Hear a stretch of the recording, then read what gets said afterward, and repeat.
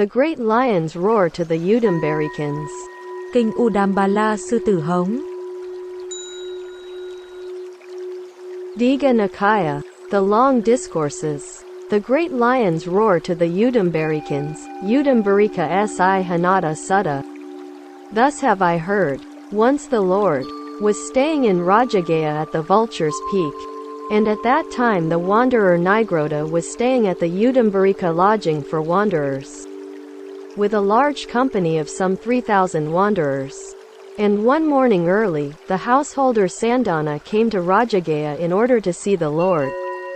Then he thought, it is not the proper time to see the blessed Lord, he is in retreat.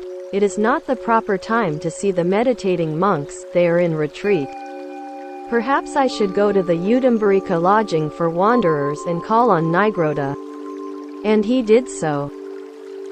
And just then Nigroda was sitting in the midst of a large crowd of wanderers who were all shouting and screaming and making a great clamor, and indulging in various kinds of unedifying conversation about kings, robbers, ministers, armies, dangers, war, food, drink, clothes, beds, garlands, perfumes, relatives, carriages, villages, towns and cities, countries, women, heroes, street and well gossip, talk of the departed, desultory chat, speculation about land and sea, talk of being and non-being.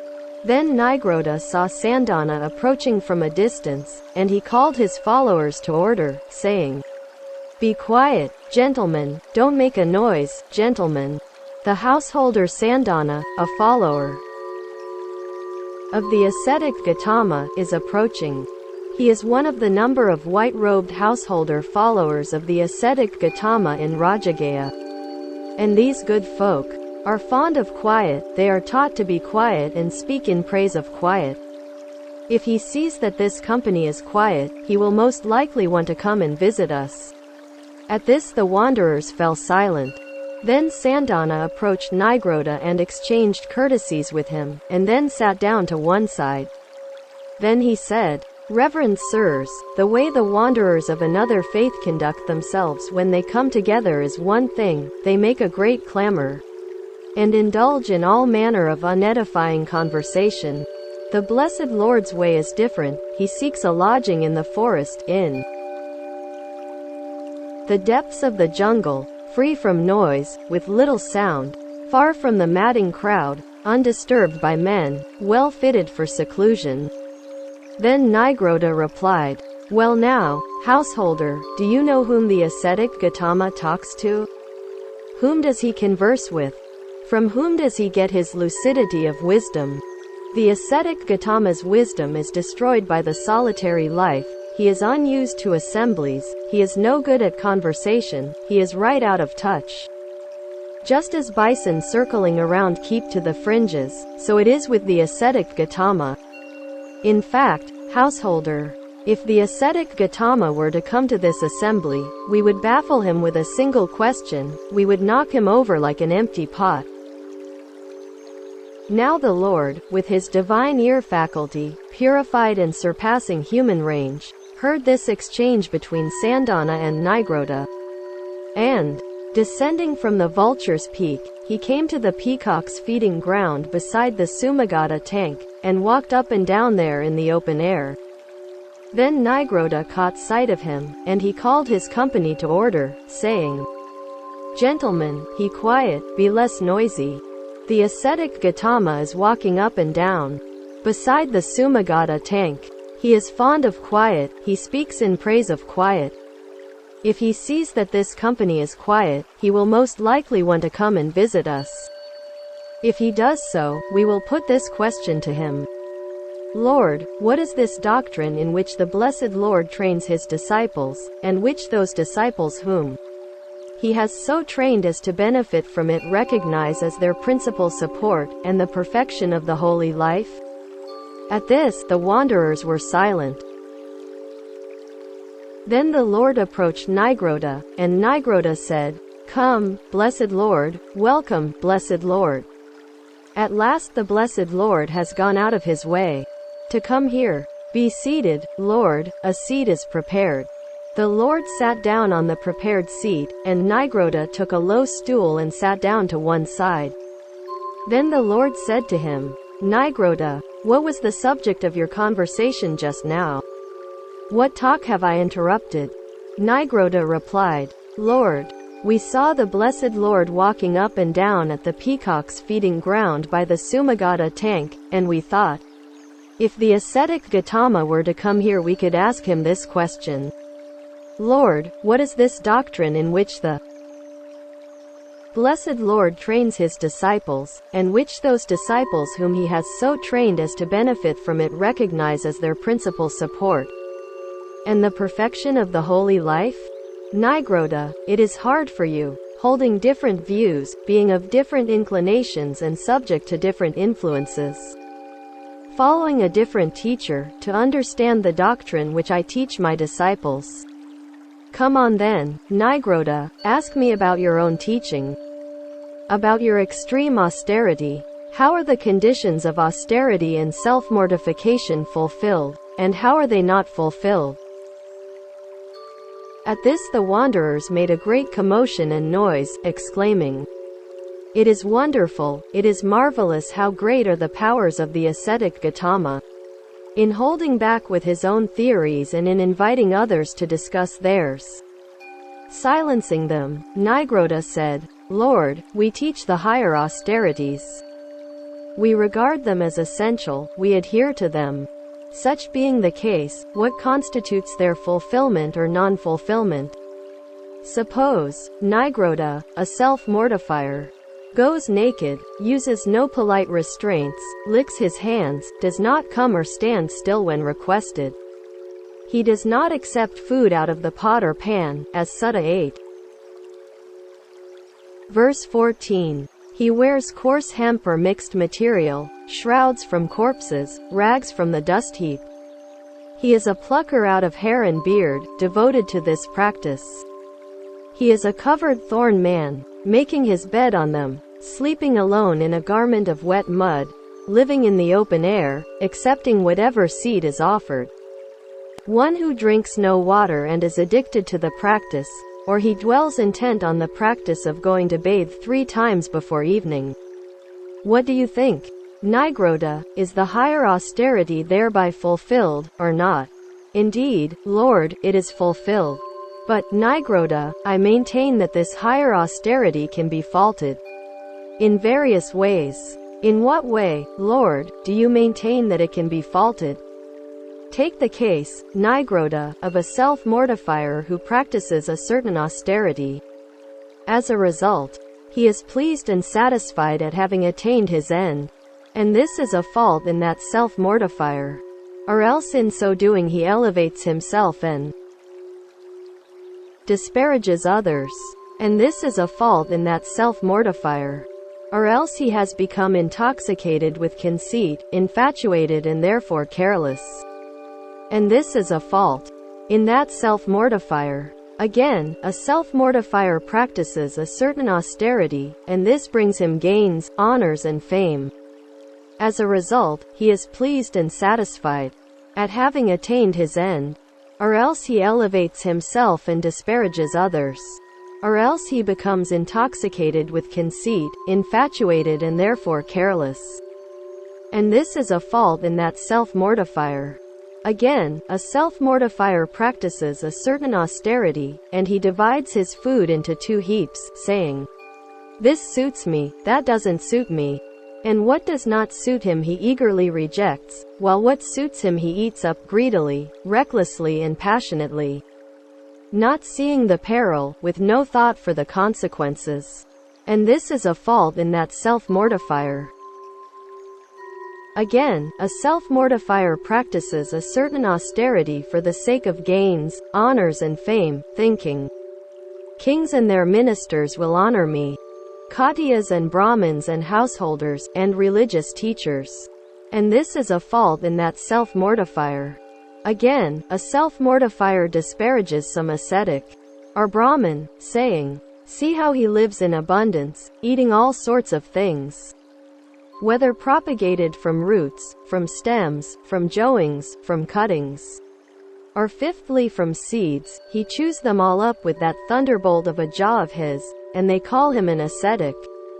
And this is a fault in that self-mortifier. Or he sees another ascetic or Brahmin being made much of by families, being honored and respected and worshipped, and he thinks, they make much of that rich liver, they honor him, respect him and worship him, whereas I who am a real ascetic and self-mortifier get no such treatment. Thus he is envious and jealous because of those householders. And this is a fault in that self-mortifier. Again, a self-mortifier sits in a prominent position. And this is a fault in that self-mortifier. Or he goes round ostentatiously among the families, as if to say, see, this is my way of renunciation. And this is a fault in that self-mortifier. Or he behaves in an underhand way. On being asked, do you approve of this? Although he does not approve he says, I do, or although he does approve he says, I do not. In this way he becomes a conscious liar. And this is a fault in that self-mortifier. Again, a self-mortifier, when the Tathagata or a disciple of the Tathagata presents the Dhamma in a way that should command his assent, withholds that assent. And this is a fault in that self-mortifier. Or he is angry and bad-tempered. And this is a fault in that self-mortifier. Or he is mean and spiteful, envious and jealous, crafty and deceitful, obstinate and proud, with evil desires and under their sway, with wrong views and given to extremist opinions. He is tainted with worldliness, holding on firmly, unwilling to give up. And this is a fault in that self-mortifier. What do you think, Nigrodha? Are these things faults in the higher austerity, or not? Certainly they are, Lord. It could happen that a single self-mortifier was possessed of all these faults. Not to speak of just one or the other. Now, Nigrodha, take the case of a certain self-mortifier who practices a certain austerity. As a result, he is not pleased and satisfied at having attained his end. This being so, in this respect he is purified. Again, he does not elevate himself and disparage others, similarly with all examples in 10 to 11. Thus he does not become a conscious liar. In this respect he is purified. Again, a self-mortifier, when the Tathagata or a disciple of the Tathagata presents the Dhamma in a way that should command his assent, gives his assent. In this respect he is purified. And he is not angry or bad-tempered. In this respect, he is purified. And he is not mean and spiteful, envious and jealous, crafty and deceitful, obstinate and proud. He is without evil desires and not under their sway, without wrong views and not given to extremist opinions. He is not tainted with worldliness, does not hold on firmly and is not unwilling to give up. In this respect he is purified. What do you think, Nigrodha? Is the higher austerity purified by these things, or not? Certainly it is, Lord, it attains its peak there, penetrating to the pith. No, Nigrodha, it does not attain its peak there, penetrating to the pith. It has only reached the outer bark. Well then, Lord, how does austerity attain its peak, penetrating to the pith? It would be good if the Blessed Lord were to cause my austerity to attain its peak, to penetrate to the pith. Nigrodha, take the case of a self-mortifier who observes the fourfold restraint. And what is this? Here, a self-mortifier does not harm a living being, does not cause a living being to be harmed, does not approve of such harming. He does not take what is not given, or cause it to be taken, or approve of such taking. He does not tell a lie, or cause a lie to be told, or approve of such lying. He does not crave for sense pleasures, cause others to do so, or approve of such craving. In this way, a self-mortifier observes the fourfold restraint. And through this restraint, through making this his austerity, he takes an upward course, and does not fall back into lower things. Then he finds a solitary lodging, at the root of a forest tree, in a mountain cave or gorge, a charnel ground, a jungle thicket, or in the open air on a heap of straw. Then, having eaten after his return from the alms round, he sits down cross-legged, holding his body erect, having established mindfulness before him. Abandoning hankering for the world, he dwells with a mind freed from such hankering, and his mind is purified of it. Abandoning ill will and hatred, he dwells with a mind freed from them. And by compassionate love for the welfare of all living beings, his mind is purified of them. Abandoning sloth and torpor, by the perception of light, mindful and clearly aware, his mind is purified of sloth and torpor. Abandoning worry and flurry, and with an inwardly calmed heart his mind is purified of worry and flurry. Abandoning doubt, he dwells with doubt left behind, without uncertainty as to what things are wholesome, his mind purified of doubt. Having abandoned these 5 hindrances, and in order to weaken by insight the defilements of mind, he dwells, letting his mind, filled with loving kindness, pervade 1 quarter, then a second, then a third, then a fourth. And so he continues to pervade the whole wide world, above, below, across and everywhere, with a mind filled with loving kindness, extensive, developed, measureless, free from hatred and ill will. And he dwells, letting his mind, filled with compassion, with sympathetic joy, with equanimity, pervade 1 quarter, extensive, developed, measureless, free from hatred and ill will. What do you think, Nigroda? Is the higher austerity purified by these things, or not? Certainly it is, Lord. It attains its peak there, penetrating to the pith. No, Nigroda, it does not attain its peak there. It has only penetrated to the inner bark. Well then, Lord, how does austerity attain its peak, penetrating to the pith? It would be good if the Blessed Lord were to cause my austerity to attain its peak, to penetrate to the pith. Nigroda, take the case of a self-mortifier who observes the fourfold restraint, as verses 16 to 17, free from hatred and ill will. He recalls various past lives. There my name was so and so, my caste was so and so, as Sutta 1, verse 1.31. I experienced such and such pleasant and painful conditions. Having passed from there, I arose there. Thus he remembers various past lives, their conditions and details. What do you think, Nigroda? Is the higher austerity purified by these things, or not? Certainly it is, Lord. It attains its peak there, penetrating to the pith. No, Nigroda, it only reaches the fibers surrounding the pith. Well then, Lord, how does austerity reach its peak, penetrating to the pith? It would be good if the Blessed Lord were to cause my austerity to attain its peak, to penetrate to the pith.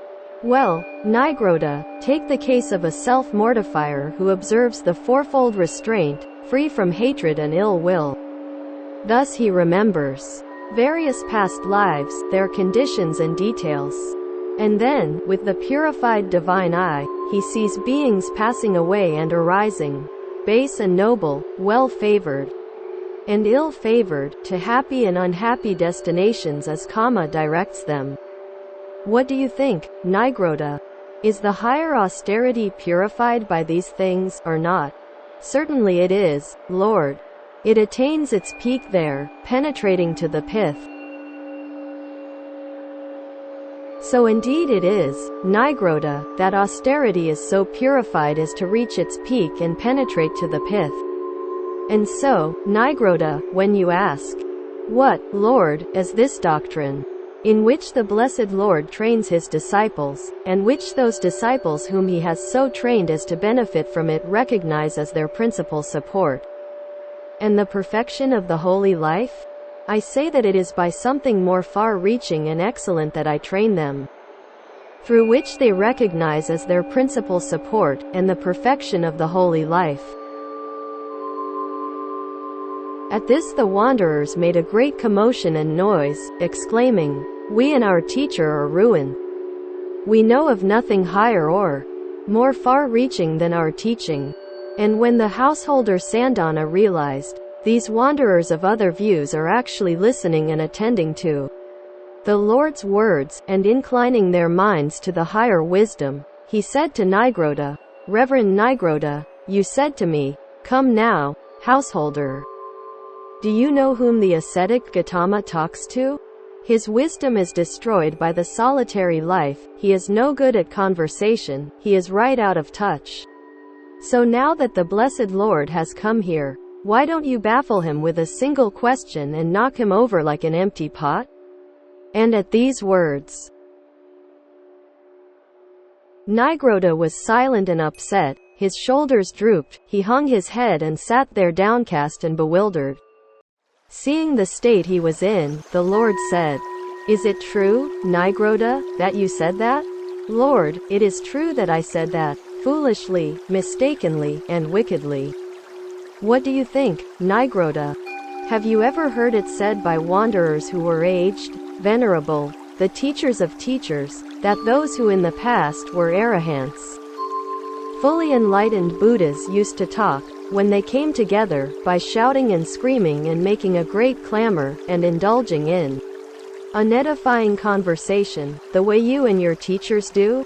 Or did they not say rather that those blessed ones sought lodging in the forest, in the depths of the jungle, free from noise, with little sound, far from the madding crowd, undisturbed by men, well fitted for seclusion, just as I do now? Lord, I have heard it said that those who were arahants, fully enlightened Buddhas, did not indulge in loud talk but sought lodging in the forest, just as the blessed Lord does now. Nigroda, you are an intelligent man of mature years. Did it never occur to you to think, the blessed Lord is enlightened and teaches a doctrine of enlightenment, he is self-restrained and teaches a doctrine of self-restraint. He is calm and teaches a doctrine of calm. He has gone beyond and teaches a doctrine of going beyond. He has gained nibbana and teaches a doctrine for the gaining of nibbana?" At this, Nigroda said to the Lord, "Transgression overcame me, Lord. Foolish, blind and evil as I was, that I spoke thus of the Lord. May the Lord accept my confession of this fault, that I may restrain myself in future." Indeed, Nigroda, transgression overcame you when, through folly, blindness and evil you spoke thus of me. But since you recognize the nature of your transgression and make amends as is right, we accept your confession. For, Nigroda, it is a mark of progress in the discipline of the noble ones. If anyone recognizes the nature of his transgression and makes amends as is right, restraining himself for the future. But, Nigroda, I tell you this, let an intelligent man come to me who is sincere, honest and straightforward, and I will instruct him, I will teach him Dhamma. If he practices what he is taught, then within 7 years he will attain in this life to that unequaled holy life and goal, for the sake of which young men of good family go forth from the household life into homelessness, by his own knowledge and realization, and he will abide therein. Let alone 7 years. In 6 years, 5, 4, 3, 2 years, 1 year, 7 months, 6 months, 5, 4, 3, 2 months, 1 month, half a month. Let alone half a month in 7 days. He can gain that goal. Nigroda, you may think, the ascetic Gautama says this in order to get disciples. But you should not regard it like that.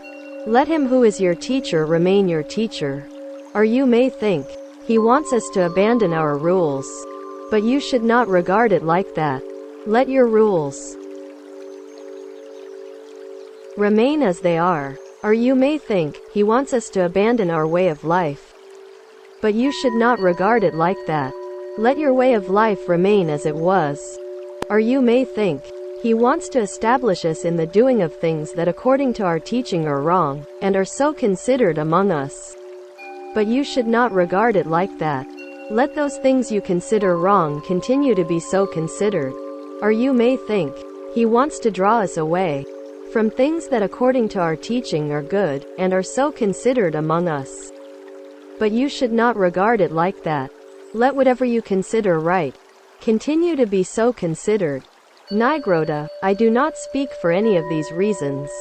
There are, nigroda, unwholesome things that have not been abandoned.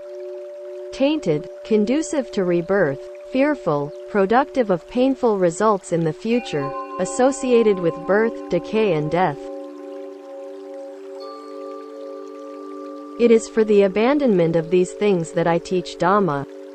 If you practice accordingly, these tainted things will be abandoned, and the things that make for purification will develop and grow, and you will all attain to and dwell, in this very life, by your own insight and realization, in the fullness of perfected wisdom. At these words the wanderers sat silent and upset, their shoulders drooped, they hung their heads and sat there downcast and bewildered, so possessed were their minds by Mara. Then the Lord said, every one of these foolish men is possessed by the evil one, so that not a single one of them thinks.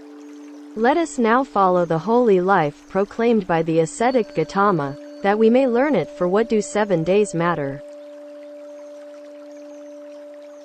Then the Lord, having uttered his lion's roar in the Udumbarika park, rose up in the air and alighted on the vulture's peak, and the householder Sandana also returned to Rajagaya.